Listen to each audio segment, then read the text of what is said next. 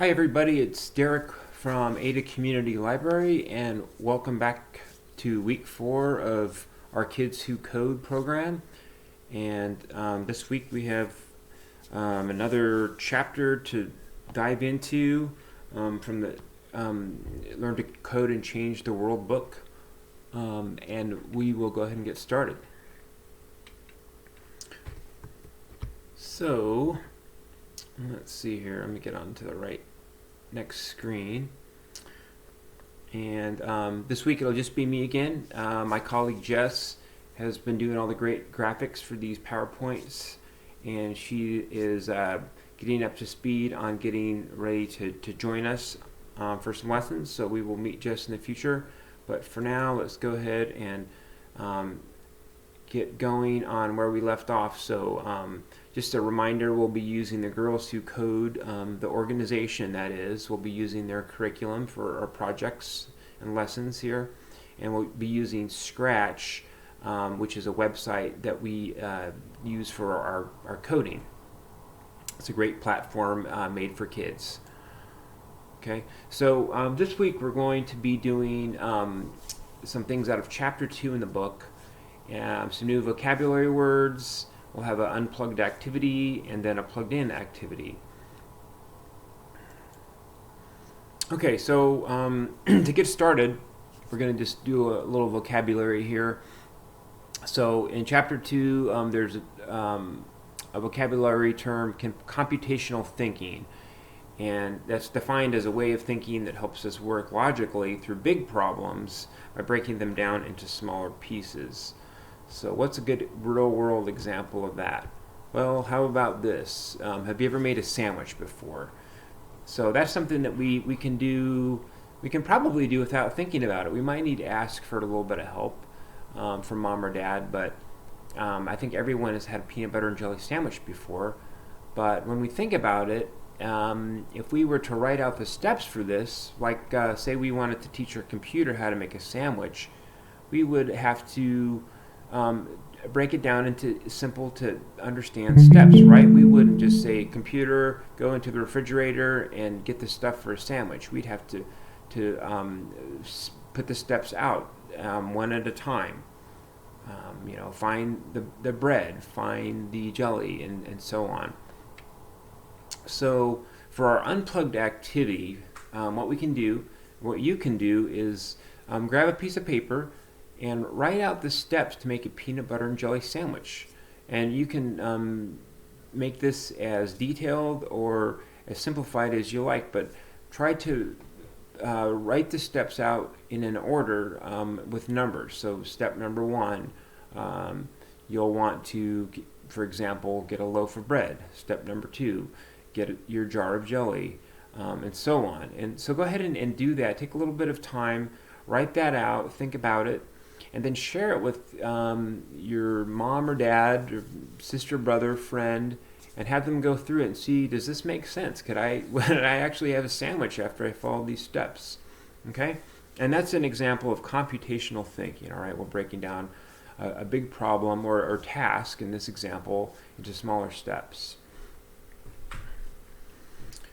Okay, so you can go ahead and pause the video now to do that unplugged activity, and I'd say take your time, 5 or 10 minutes maybe, and then you can come back and we'll get going on some more projects here today, some plugged-in projects.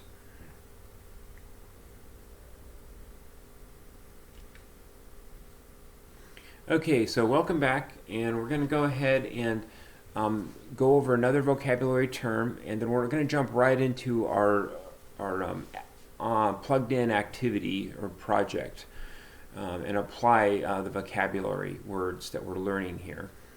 So first vocabulary word is loop, and that's a term used in coding, which is a way of writing a piece of code that repeats multiple times. Okay.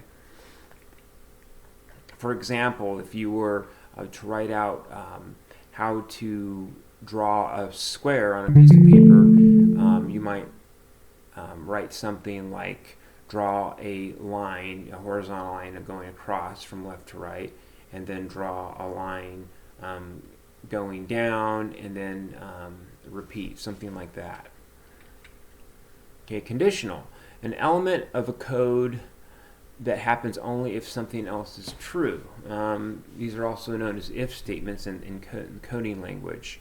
Okay, so we'll see an example of conditional in our project here in a minute, and this will make more sense.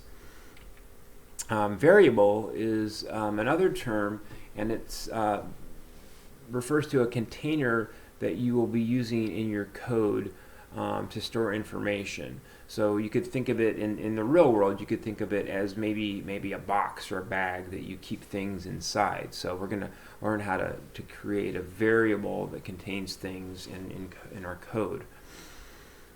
Okay, and the last term for now is going to be logic. And that's an organized way of thinking that makes sense to a computer, okay? So again, if we go back to that unplugged task with the sandwich, you could think of it in that way. You want to really simplify things, really spell things out, make it clear and short and organized. All right, so let's go ahead and get into our project for today, and I'm gonna go ahead and scoot out of here and over into Scratch. So you should already be familiar with this website, and I'd like you to just head over to the scratch.mit.edu web link there, and then we will log into our account and get started. All right, so let me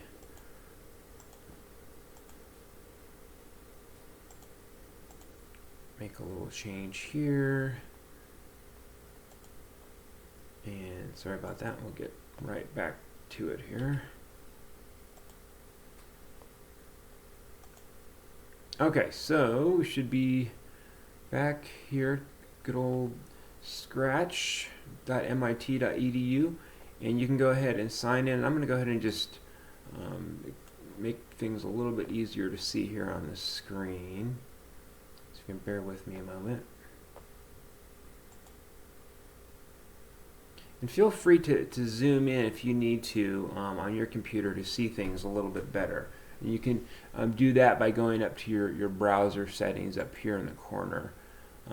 Actually, you can't really see it here on my screen, but if you look in the upper right corner of your web browser, there should be some type of settings that you can go into and zoom in.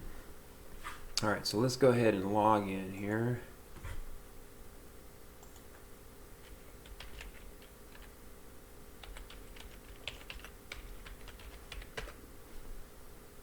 Okay, and then you should see that when you get in there, and then we're going to go up here on the main menu over here to the upper left corner to create. Okay, and then this is going to put us into the Scratch sandbox where we're going to do our coding. Okay. All right, so let's go ahead and get started. So today's project is Make It Fly is the name of it. And what we're going to do is create a scene where Scratchy or whatever sprite you want is going to be flying across the screen and doing some other things, a little bit of a game. Okay, and we'll see how far we get on this today. We may start this today and then continue on next week, depending on how the time goes. All right, so first thing we're going to want to do is create or choose a background for Scratchy. So let's go ahead and do that. And for a background, you're going to go down here to the lower right corner, and then we're going to want to choose a scene that looks like there's a sky or sky background. Okay, so I'm going to choose outdoors here from the backdrop menu, and let's see. I think I'm just going to choose blue sky for my background. Okay.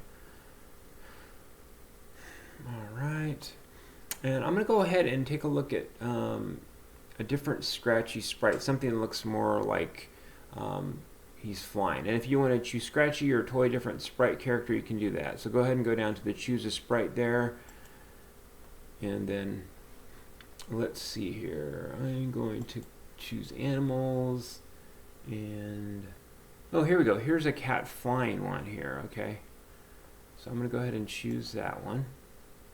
Okay, so now you see there's two scratchies here. All right, we don't need both of those. So what I'm going to do is go ahead and get rid of this one by going down here and getting rid of the scratchy sprite there in the box. Okay, you can just click on that little trash can there in the corner, and then that'll just give us the cat flying sprite there, scratchy, of course.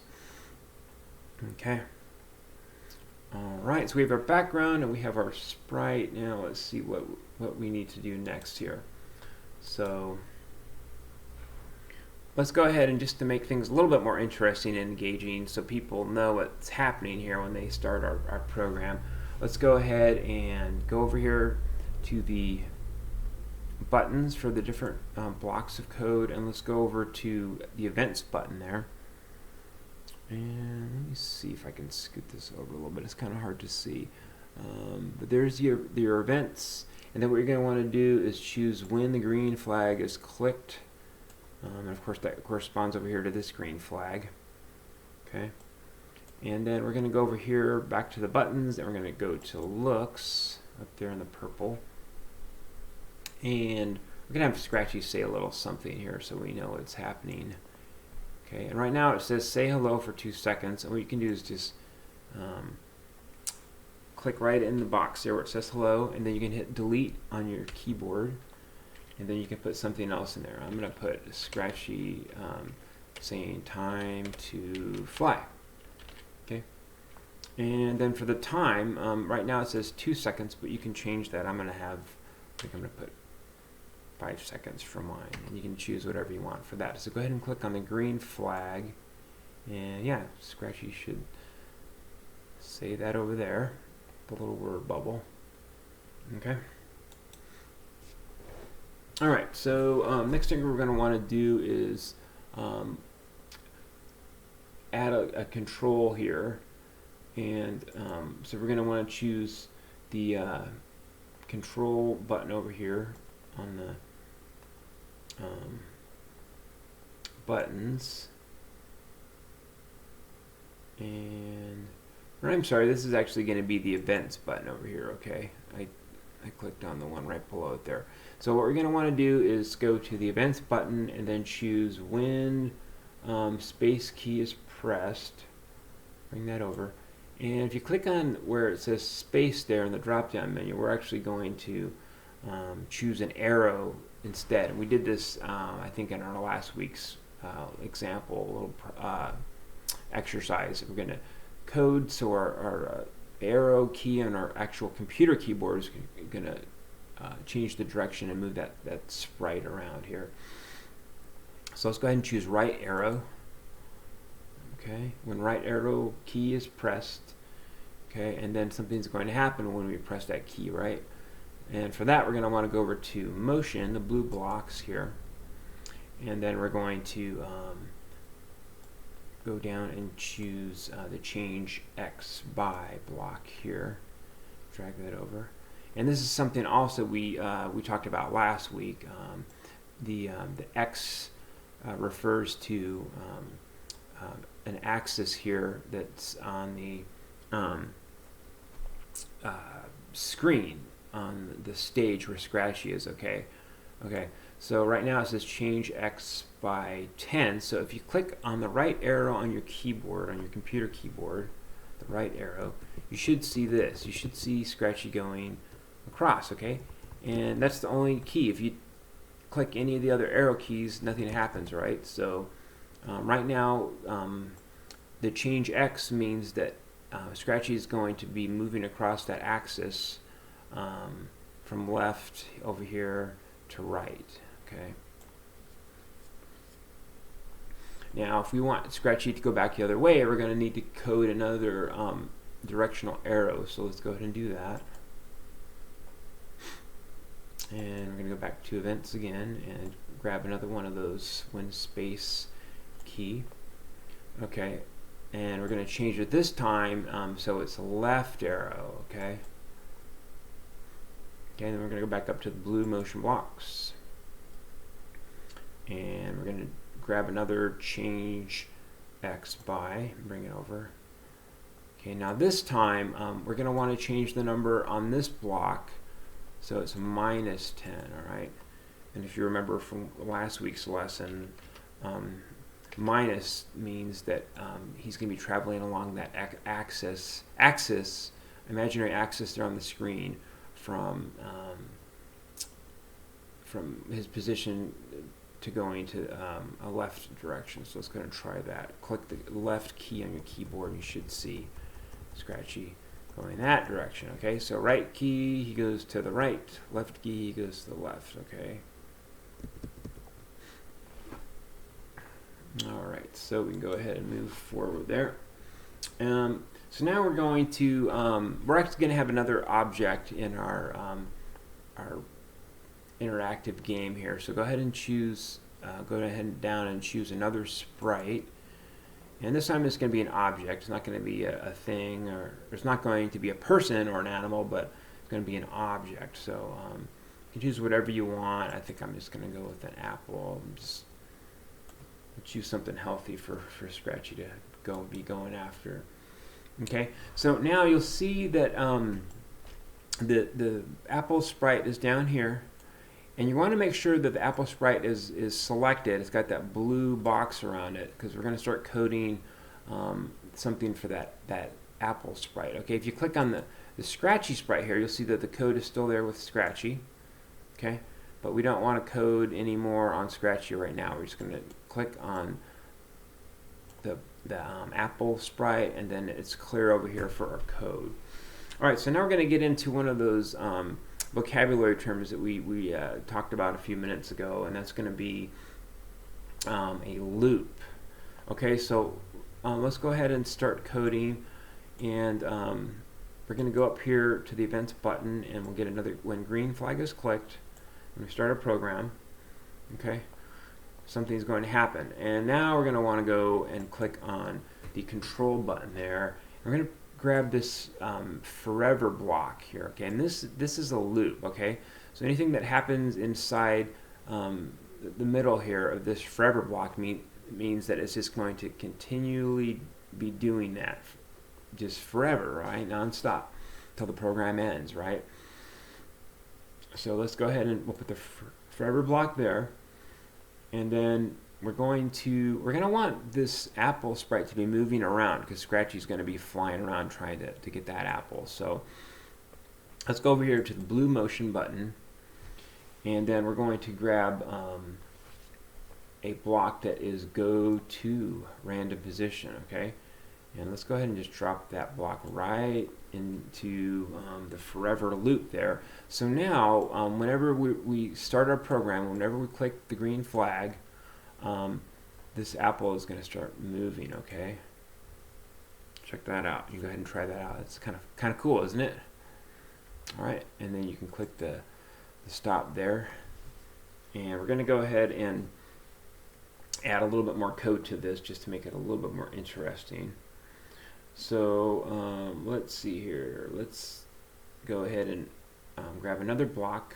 I'm going to grab a change X here. I'm going to put it right inside the forever loop, right underneath random position. Go ahead and try that. Okay, so right now it's changing by 10.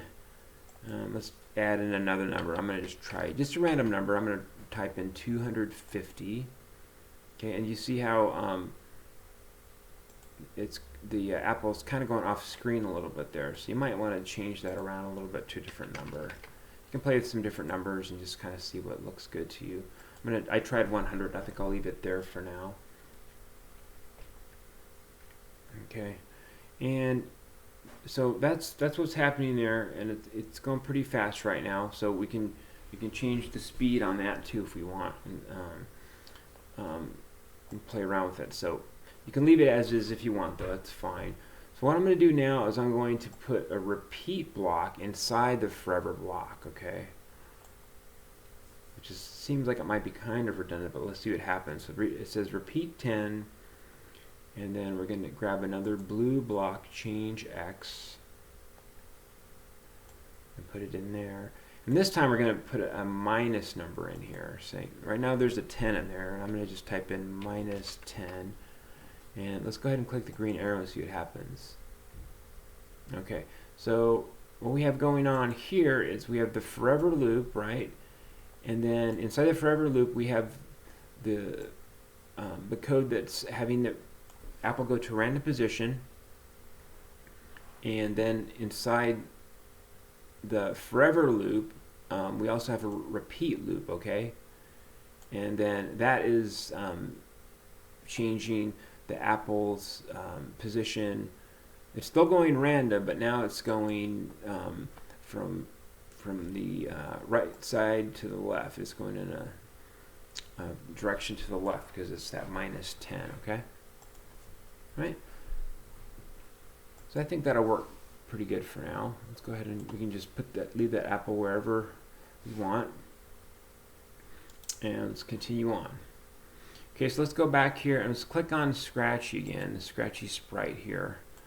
Okay, and then we're going to do another one of those vocabulary words that we talked about a minute ago, and it's going to be the variable or container block. So to find that, what we're going to want to do, let's go over here to the variable button, okay, and we're going to go ahead and set one of these up. So what we're going to do is we're going to create one from scratch, and again, a variable is a container that's going to hold some information in our program, okay. So once you click on it, it's going to ask you to name this variable, this container. So we can name it whatever we want. We can name it box or bag or something. I'm going to name it score, okay, because that's what it's going to be containing is for our game here. All right, and then down here there's buttons for all sprites or for this sprite only, and you want to just leave it on for all sprites and click OK. Okay, so now you'll see over here we have a score up here in the corner, okay?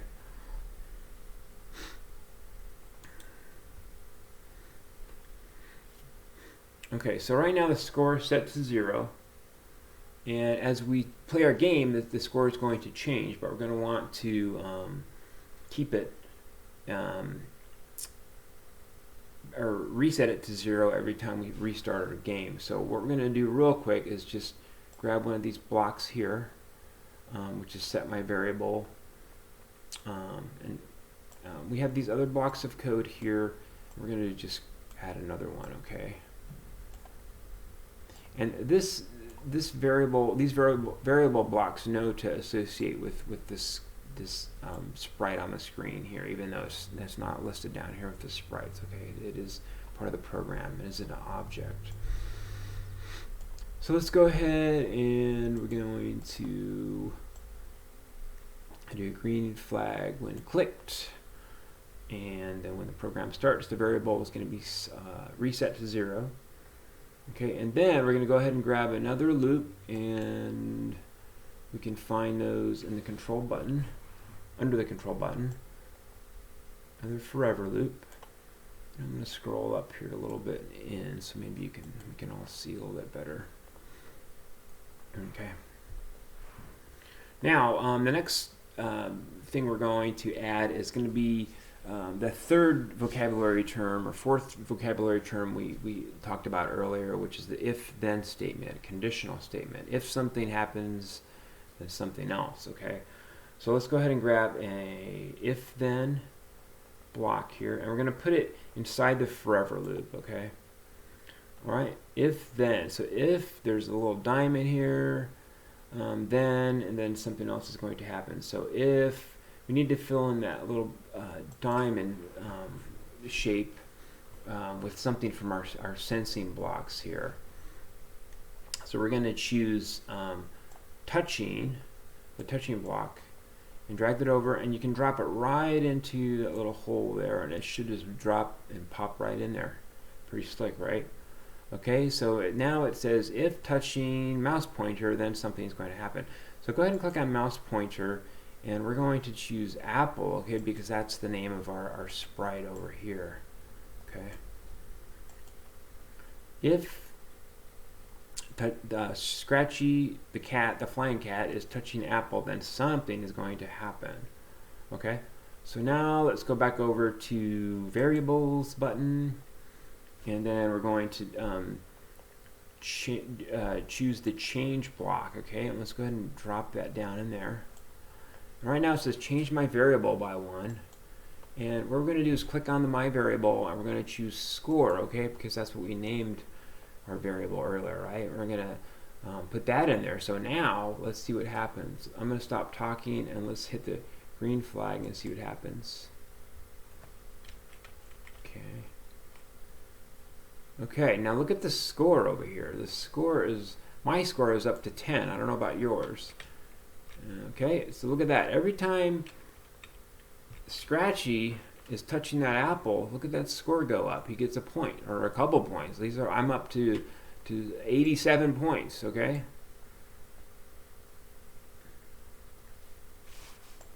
All right. So we have a pretty cool game going here. Scratchy's flying and he's getting actually scoring as he's getting those apples. Okay. So I think we've done quite a bit today, and it's quite a bit to digest, I think, for one session. So I think we will stop there for today. But I think we did really well. So I threw a lot at you guys, and if some of it doesn't make sense or is confusing or just isn't working, it's okay. It's normal to have things not work the first time or not all make sense the first time we do it. So don't be discouraged. Just know that you're learning and that you can take a break and come back to this later. And your brain will process this, and it will start making more and more sense the more you do it, okay? All right, so let's go ahead and I'm going to go ahead and clear out of our project for today. All right, and then we're going to go right back over to our lesson here. And we will just talk about next week, okay? So for next week, we're going to be meeting the same time, Thursday at 6:30 p.m., or there will be a new video posted then on Ada Community Library's YouTube channel. And we'll go from there. We'll learn some new concepts and apply them in some projects, and just keep going with this. So if you have any questions, please feel free to give me a call. My number there on the screen. You can email me there at my work email address. And at the bottom of the screen here, there's a link to our YouTube channel, and you can go in there if you want to check out previous weeks and that kind of thing. Okay? All right, everybody. Well, thanks so much for joining us, and have a great rest of your week, and we will see you next time. Bye-bye.